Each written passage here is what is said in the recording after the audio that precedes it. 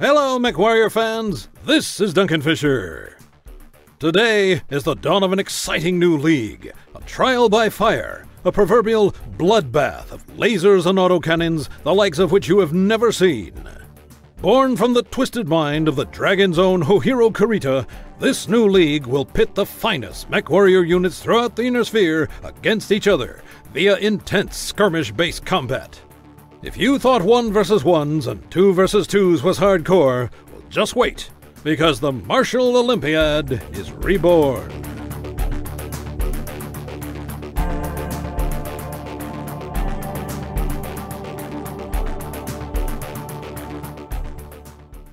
Hey Mech fans, it's Cozen Indigo and it is the 8th of March here in New Zealand, and we are in the first week of the Martial Olympiad Reborn, the first tournament being brought to you by the new player-run competitive league, MWO Comp. Now the tournament officially kicked off earlier this week, and this is the first weekly update that is brought to you by your pals here at Incoming Missile Podcast and those fine fellows at MWO Comp. These mini episodes will essentially be a run through of the action that's happened or is going to happen each round, and it's a way that you can stay up to date on what is happening in the tournament and get a bit of an insight into what has happened. So each week I will do my best to discuss a feature game, something that has been streamed and something that you can go and view yourself.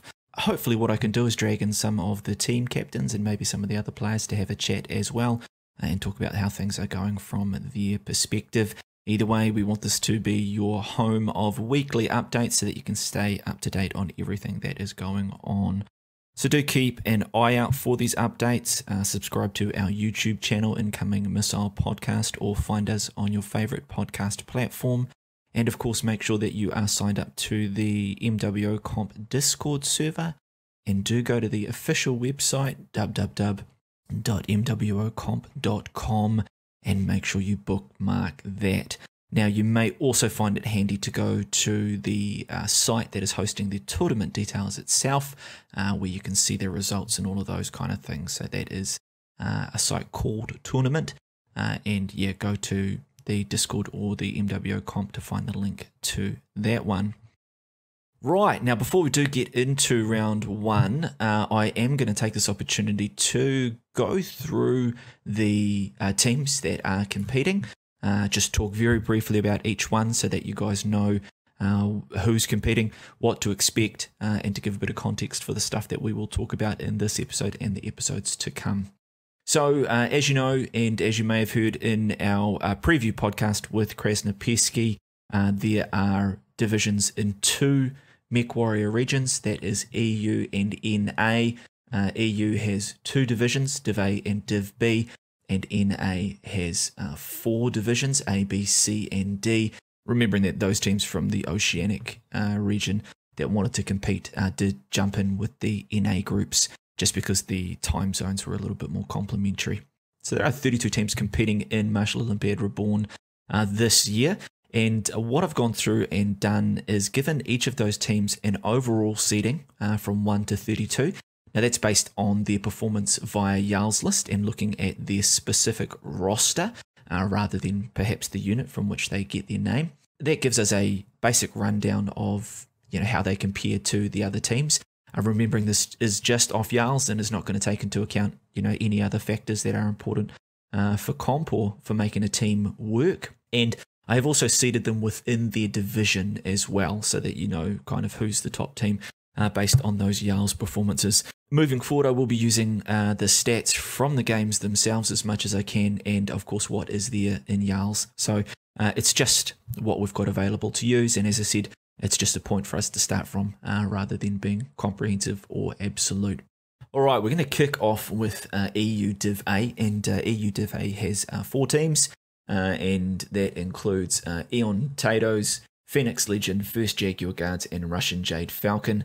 Now the highest seed in that division is Eon Tatos, obviously, which are the bulk of the world champs, with a couple of other very, very good pilots in there. They rank very high. They are followed by Russian Jade Falcon, ranked 2nd in that division and 4th overall. Then by Phoenix Legion, 3rd in that and 5th overall. And 1st Jaguar Guards, rated 7th overall. but of course they came third in the World Champs. Move on to EU Div B. We have 6 teams in this division. That includes Clan Widowmaker and Friends, Furia, Majestic 12, RGF Irie, I Hate My Team, 31st Hussar Regiment. Now, out of those 6, Majestic 12 are the top ranked in that division and are 12th overall. They do have a fairly strong roster, and overall on Jarls, they do outperform those other teams quite a bit. So we should expect that they're going to be favourite in that division. Coming in second is RJF Irie. Third is I Hate My Team. Fourth in that division and 20th overall, 31st Hussar Regiment. We then go up to Clan Widowmaker and Friends in 5th. And the 6th rank in that division is Furia. So all of those teams hover at a pretty similar level on Jarls. And we will likely see some pretty close matches, I think, between those other teams. I think Majestic 12 are the runaway favourite, at least on paper, for that division. Now we get into the North American divisions here, and NA Div A unfortunately just has the 3 teams. Now the top ranked team is a new team called Black Omen, which is a bit of a bits and bobs team and has got kind of guests from other teams that are in there, all very, very good pilots. They're ranked 1 in the division and 2nd overall, just because we are using the Jarl ranking average across the pilots. And that does mean that they are a very, very strong team on paper. You know, comp is, and teamwork is more than just about the individual skills of the pilots. So, yeah, whether they are actually the second best team will remain to be seen. The next team is EMP, Imperial. They come in at 3rd overall and 2nd in that division. We all know how good they are and how competitive they will be. Watch for how they perform in this tournament. And then we have 228 Blackwatch, so the highest ranked 2 to 8th team there. They're ranked 3rd in that division and 6th overall. But again, we do know how long they've been together as a team and just how competitive they are in any tournament that they are in. They will certainly be looking for a good performance in preparation for this year's World Champs, and particularly with a bit more freedom in this tournament format. So now we'll go to NA Div B with 7 teams. That includes the 2 to 8th Death from Above, MS Crab People, Smoke Adders, Clan Crossfire, my own unit, The Answer, White Knight Legion, and the Potato Killers. Now, the top ranked team in that division and 8th overall are the Potato Killers, so that will be very interesting to see how they go. A very strong roster, and again, it's how they will kind of come together as a team. Second ranked in that division is the DFA, a 2 to 8 DFA, the Death from Above team. Once again, some strong pilots in there and a very strong Jarls list ranking. They are pretty well led and, in line with the kind of 2 to 8th philosophy. They do tend to be quite well organised. Then 9th overall. Third in that division is the White Knight Legion. Again, some very good pilots, very, very strong. And those top 3 teams in that division, I think, will be really, really hard to beat, and the matches between them should be good as well. But yeah, they certainly do stand out. 4th ranked, and not too far behind, I must admit, is MS Crab People. We know just how much they like their crabs, and they are a fun and well organised unit, so it'll be interesting to see how they go, whether we'll see any of the kind of meme decks that we have seen previously from them. So Smoke Adders come in 5th. Again, it's a good Jarls ranking there, and a common unit and a strong team. So Clan Crossfire there in 6th. That's the unit that I am a part of. Our Jarls ranking is all right, and we are certainly hoping to be as competitive as we can. And we've joined into NA, of course, because there's not the teams here in the Oceanic region to run a division. Coming in 7th is the Answer, and they are 19th overall. So you can see that this is probably going to be a very, very competitive bracket. And the NA teams have really represented themselves pretty well there. We should see the Answer providing some good matches and certainly not discounting how they are going. They did perform pretty well, I think, in the last tournament, the Battle for Midway, and I'm sure they'll be competitive. So from Div B we go to NA Div C, and we do have 6 teams in this division, including Bears Brawlers, Dropship 4, DSAG Command Cluster, Camerons Highlanders, Claymore, BTD Blackthorns Dragoons, and Aces Wild. Now the top seed in that division is DSAG, DSAG, which includes a lot of the players that play with Sean Lang. The Shark Boys, they have a fairly good ranking there in Jarls and should be the front runner for that division. They do play together pretty regularly, and yeah, hopefully they will be able to bring that to the tournament. Second ranked and 17th overall is Bears Brawlers. Now they are a little bit closer to an Oceanic team. They're kind of halfway between, I think, so good to see them participating as well. They do have some good pilots in there and should push that division. Third ranked is Camerons Highlanders, Claymore. Again, a good team and not too far behind those other two that we had there. It'll be interesting to see how they play. Fourth in the division, BTD Blackthorns Dragoons, and very, very close again.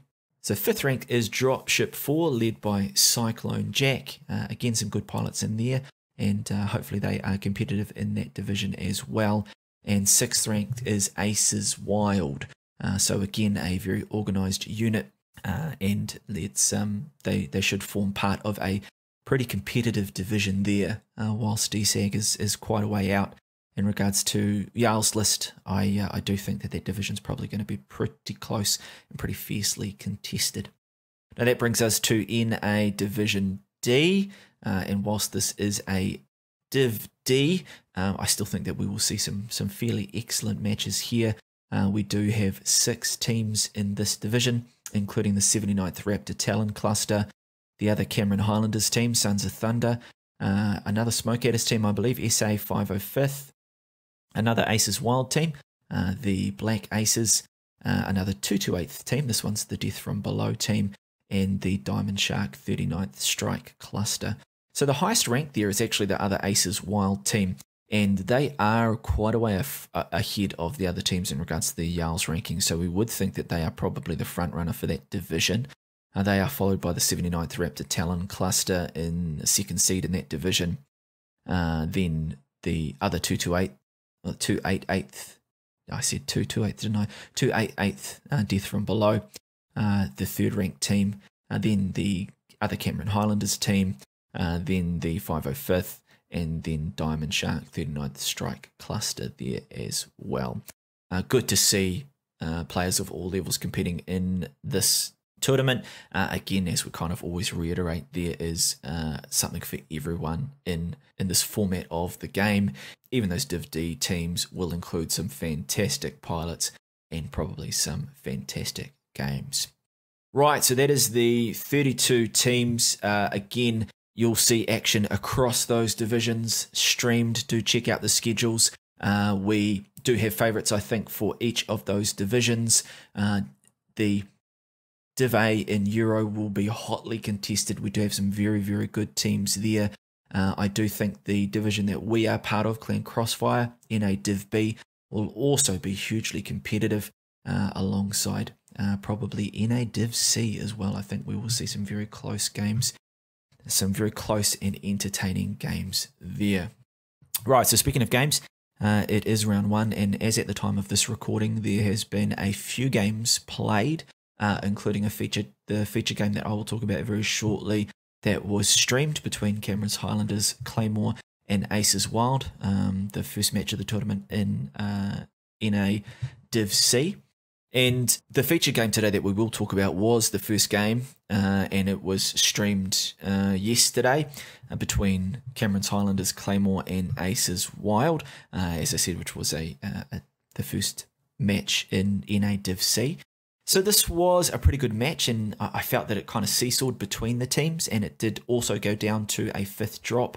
It was a little bit weird in that when one of the teams won a drop, they tended to win it quite convincingly. So none of the drops were necessarily, super close per se. They did seem to go quite quickly, or they did look to be going towards one team. But the match itself was very close, and a bit of kind of back and forth with you win one, I win one, I win one, you win one. So yeah, strong performances from Deriku and Lord Archon for Camerons Highlanders.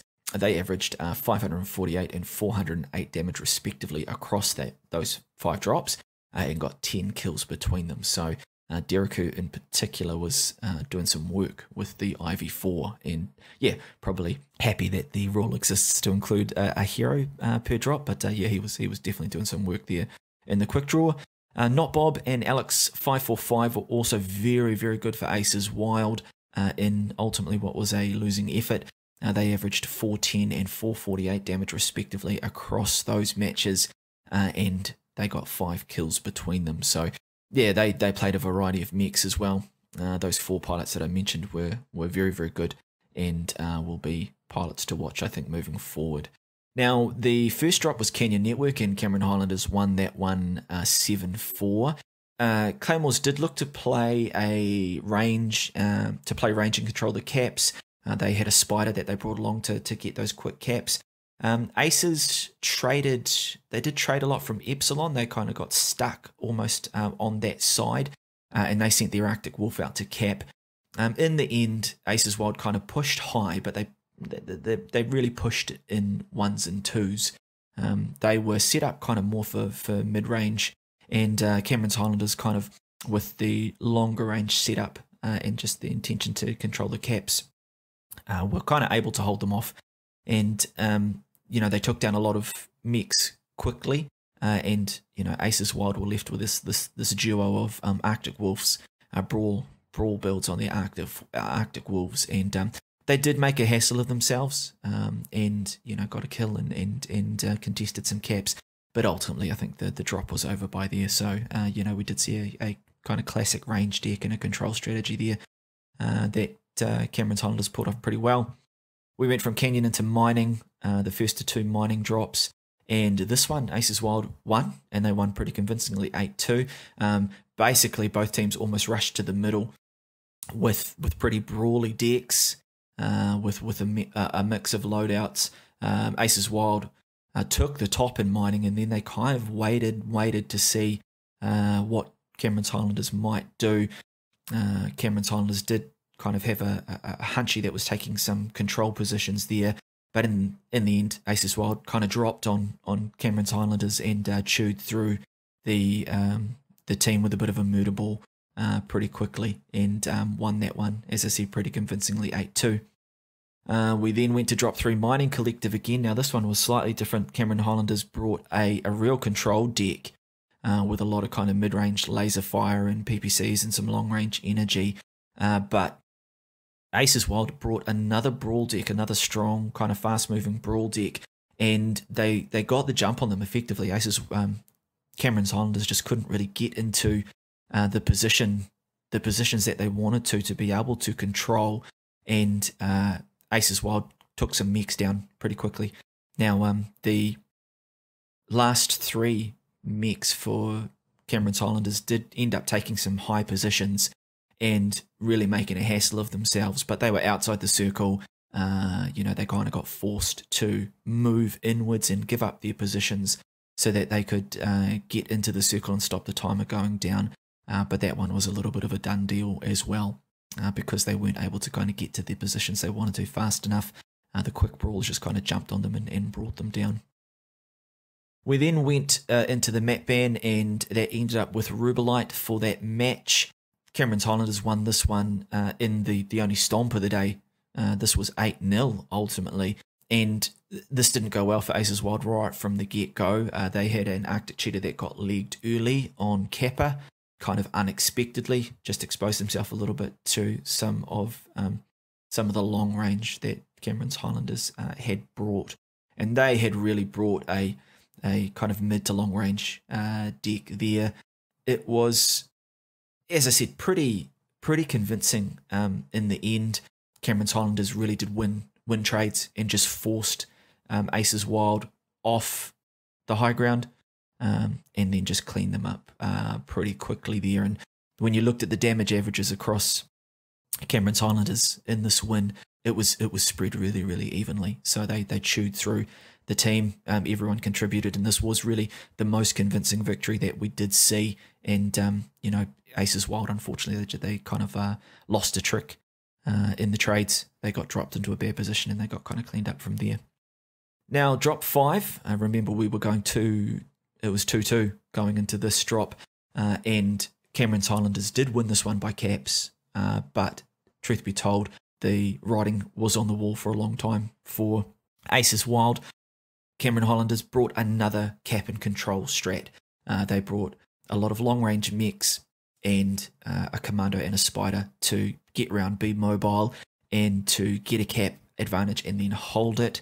Aces Wild, to their credit, decided that they were going to have a heavy brawl strat. They brought 3 Orion 2Cs, and they had 2 lights, 1 flea, with the flea kind of heading off to cap and kind of keep them in it by capping.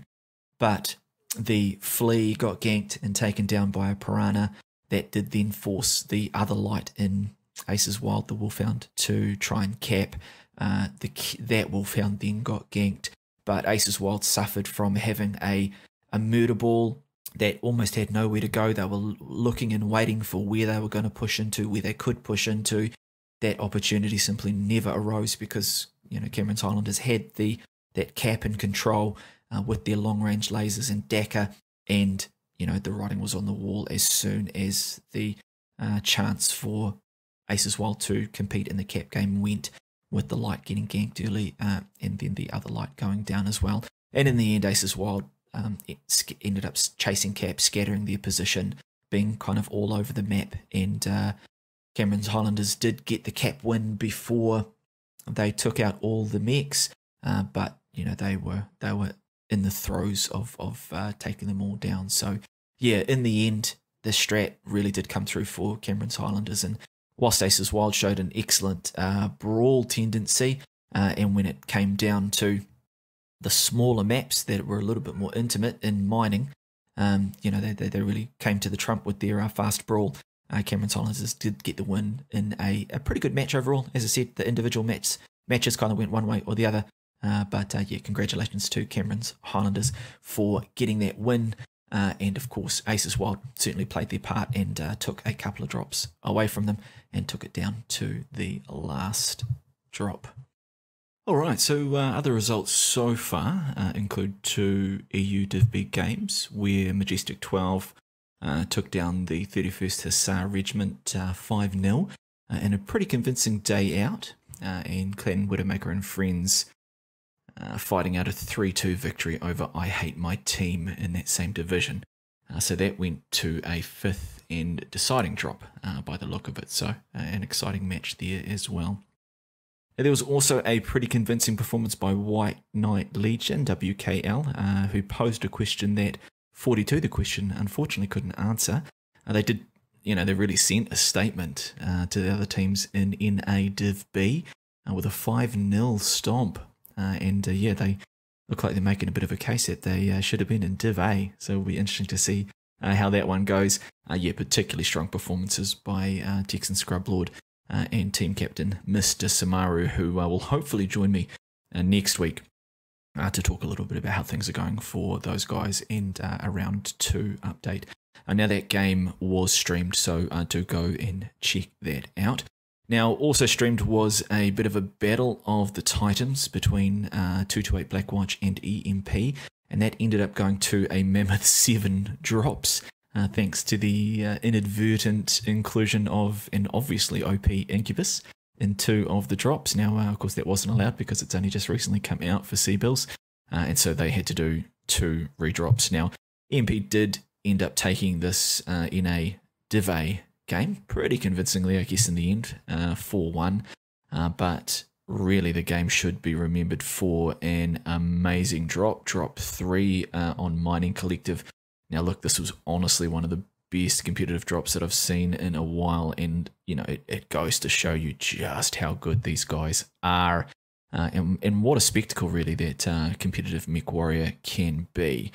So that one was streamed. Do go and check out that drop 3 in particular, or the whole game, given that you could probably fast forward through those redrops. But yeah, if you work for PGI and you're listening, man, whatever we can do to get more of this type of gameplay, you know, the high level stuff in there was just fantastic. And these guys are just really, really good at the game. It's fantastic to see.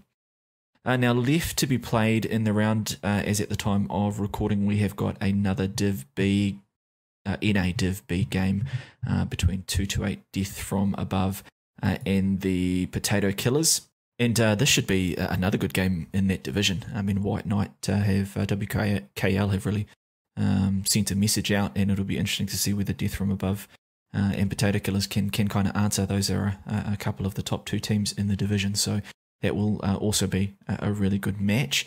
Now going forward to tomorrow, which is Saturday here in New Zealand, we do have another Battle of Titans, this time in EU Div A, between First Jag Guards and Phoenix Legion.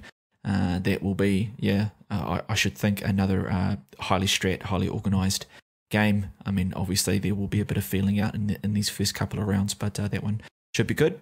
We then also see Camerons Highlanders and 288th Death from Below fight it out. So that is a NA Div D game, and be interesting to see how that one goes.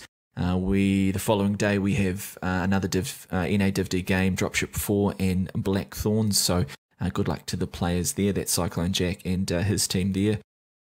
We have another NA Div B game, Smokeatters and MS Crab People. So again, it will be interesting to see what Crab People bring, and whether MS have any of those meme decks. But in a pretty competitive NA Div B, we'll be watching, well, I'll certainly be watching those games and following those games closely. On the same day, we've got scheduled Diamond Shark 39th and 505th, Smokeatters 505th, so another Div D game there. And also Clan Crossfire and Black Omen Cross Swords. And that's, of course, there is a crossover match between NA Div A and NA Div B, because there are odd numbers of teams, 3 and 7, and rather than have buys, we're lucky in NA Div B that we get to go up and match the likes of 228, Black Omen and EMP. So that, will be, well, I would say that's going to be fun, but I don't think it'll be fun. But yeah, you can always learn a lot, I guess, even in those matches.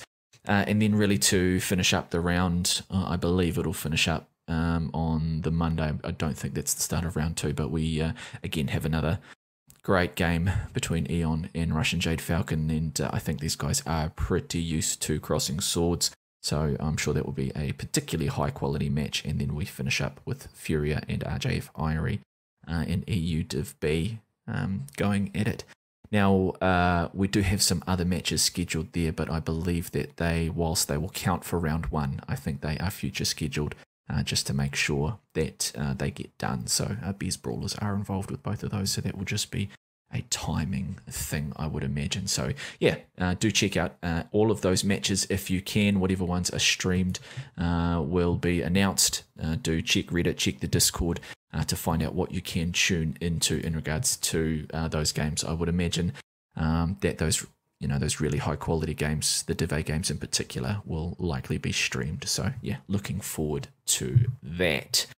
So do be sure to tune into whatever you can, and keep an eye on the MWO League and MWO League 2 Twitch channels. That's where you will find those games being streamed live. Lots of giveaways to be had alongside, obviously, the high quality matches and mech action.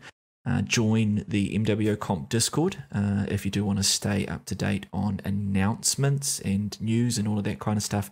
Or, of course, if you want to talk to other competitors, team captains, the tournament organisers, obviously it's not too late to join a team. So if this excites you and you've enjoyed what you've seen, you'd like to be a part of it, then do jump on there. I'm sure there are roster spots that are still open and can be filled.